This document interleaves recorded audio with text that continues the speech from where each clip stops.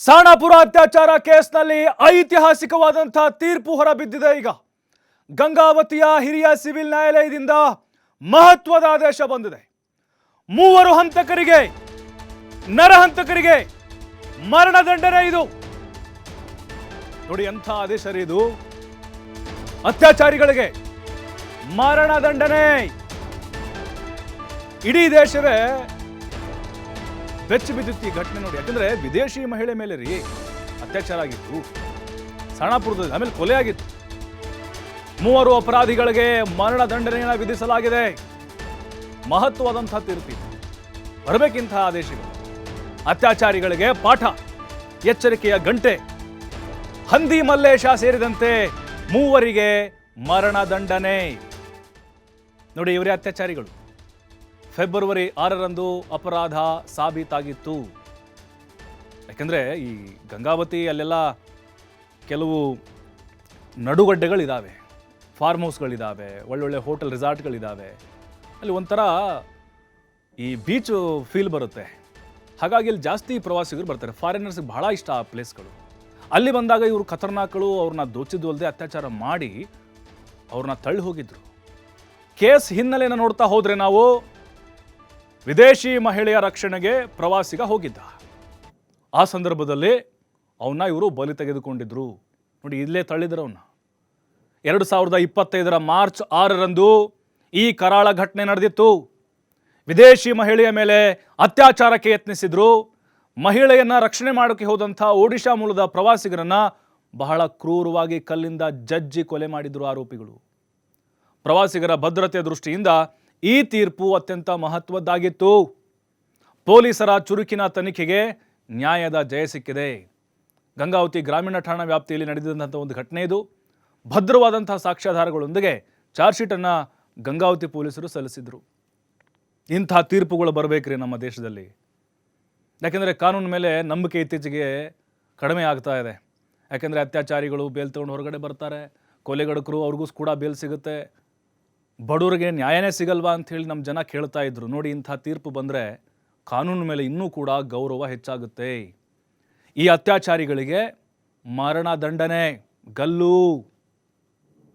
ಗಲ್ಲಿಗೆ ಹಾಕಬೇಕು ಅಂತಿದ್ರಲ್ಲ, ನೋಡಿ ನ್ಯಾಯಾಧೀಶರೇ ಒಂದು ಆದೇಶವನ್ನು ಮಾಡಿದ್ದಾರೆ. ಅಂತಾರಾಷ್ಟ್ರೀಯ ಮಟ್ಟದಲ್ಲಿ ತಲೆ ತಗ್ಗಿಸುವಂಥ ಘಟನೆ ಆಗಿತ್ತಿದು. ಯಾಕೆಂದರೆ ವಿದೇಶಿಗರು ಕರ್ನಾಟಕಕ್ಕೆ ಹೋಗಬೇಕಾ ಬೇಡವಾ, ಅದು ಈ ಕೊಪ್ಪಳ ಡಿಸ್ಟ್ರಿಕ್ಕು ಗಂಗಾವತಿ ಸುತ್ತಮುತ್ತ ನಾವು ಟೂರಿಗೆ ಹೋಗಬೇಕಾ ಬೇಡವಾ ಅಂಥೇಳಿ ಅನುಮಾನ ಪಡೋಂಗಾಗಿತ್ತು. ಇವರು ಅದು ಯಾವ ಏಟಲ್ಲಿದ್ದರೂ ಗೊತ್ತಿಲ್ಲ, ಅತ್ಯಾಚಾರ ಮಾಡಿ ರಕ್ಷಣೆಗೆ ಬಂದಂಥ ಒಡಿಶಾ ಮೂಲದ ಒಬ್ಬ ವ್ಯಕ್ತಿಯನ್ನು ಕೊಲೆ ಮಾಡಿದರು. ಆಮೇಲೆ ಒಬ್ಬನನ್ನು ಅಲ್ಲಿ ನೀರಿನ ಚಾನಲ್ ಅಂತ ಹೇಳ್ತಾರಲ್ಲ, ಅಲ್ಲಿ ತಳ್ಳಿದ್ರು.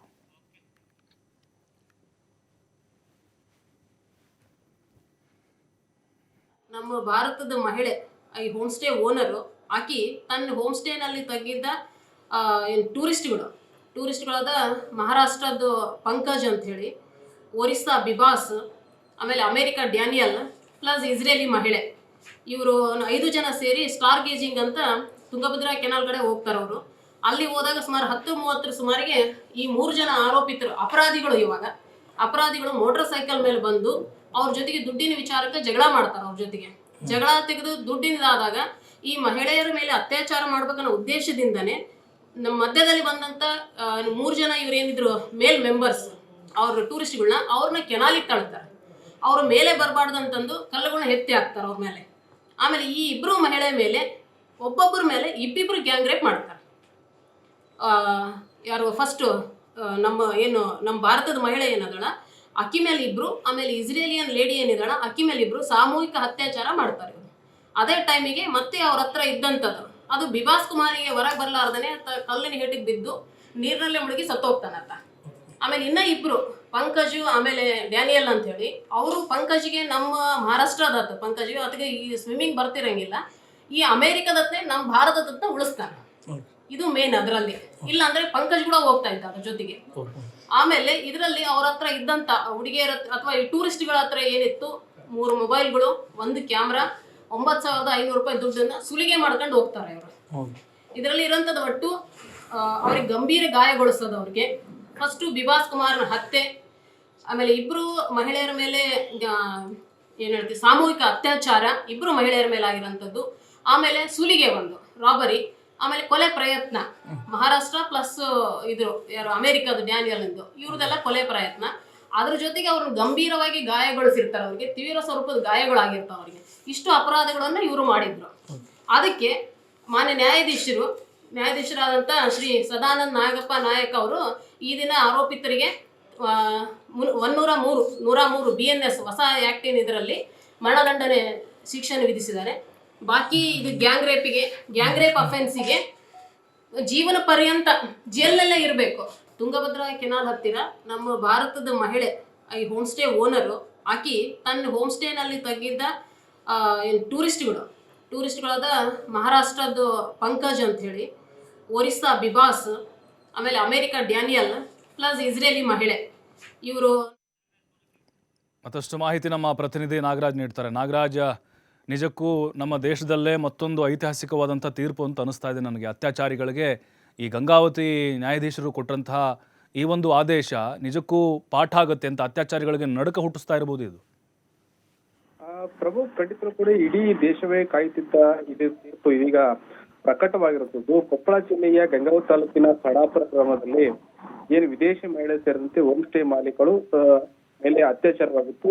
3 ಆರೋಪಿಗಳು ಏನು ಅಂದಿಮೂಲಿದ್ದಾನೆ ಮತ್ತು ಸಾಯಿ ಚೈತ್ರ ಮತ್ತು ಶರಣ್ ಬಸವ 3 ಆರೋಪಿಗಳು ಇದೀಗ ಅಪರಾಧಿಗಳಂತೆ ಸ್ವತಃ ಗಂಗಾವತಿಯ ಹೆಚ್ಚುವರಿಯ ಹಿರಿಯ ಸತ್ರ ನ್ಯಾಯಾಲಯ ಇದೀಗ ಆದೇಶವನ್ನು ನೀಡಿರುತ್ತದೆ ಮತ್ತು 3 ಜನರಿಗೆ ಮರಣದಂಡನೆಯ ದೊಡ್ಡ ಶಿಕ್ಷೆಯನ್ನ ಸ್ವತಃ ಕೋರ್ಟ್ ನೀಡಿರುತ್ತದೆ.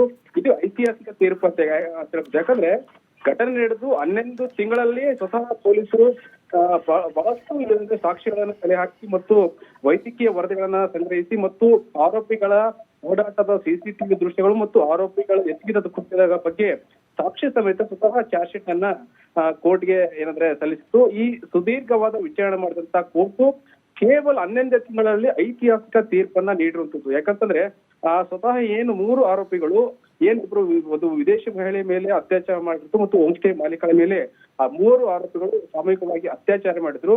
ಆ ಕಾರಣಕ್ಕಾಗಿ 3 ಆರೋಪಿಗಳಿಗೆ ಜೀವಾವಧಿ ಶಿಕ್ಷೆ. ಆ ಕಾರಣಕ್ಕೆ ಅದ್ರ ಜೊತೆಗೆ ಏನು ಅತ್ಯಾಚಾರ ಮಾಡೋ ಸಂದರ್ಭದಲ್ಲಿ ಏನು ಇವ್ರ ಜೊತೆಗಿದ್ದ ವಿದೇಶಿ ಮಹಿಳೆ ಜೊತೆಗಿದ್ದಂತ ಏನು ಒಡಿಶಾ ಮೂಲದ ಯುವಕನ ಬಂದು ಅವ್ರನ್ನ ಅತ್ಯಾಚಾರ ತಡೆಯುವ ನಿಟ್ಟಿನಲ್ಲಿ ಅವ್ರನ್ನ ಕೆಲಸ ಮಾಡ್ತಿದ್ದಾರೆ. ಅಂದ್ರೆ ಆ ಯುವಕನನ್ನು ಕೂಡ ಕಾಲುವೆಗೆ ತಳ್ಳಿ ಆತನ ಮೇಲೆ ತಲೆ ಮೇಲೆ ಕಲ್ಲು ಹಾಕಿ ಮತ್ತು ಆತನ ಕೊಲೆಗೆ ಕಾರಣ ಆಗಿರ್ತಾರೆ. ಆ ಕಾರಣಕ್ಕಾಗಿ 302 ಕೇಸನ್ನ ಕೂಡ ದಾಖಲಾಗಿರುತ್ತೆ.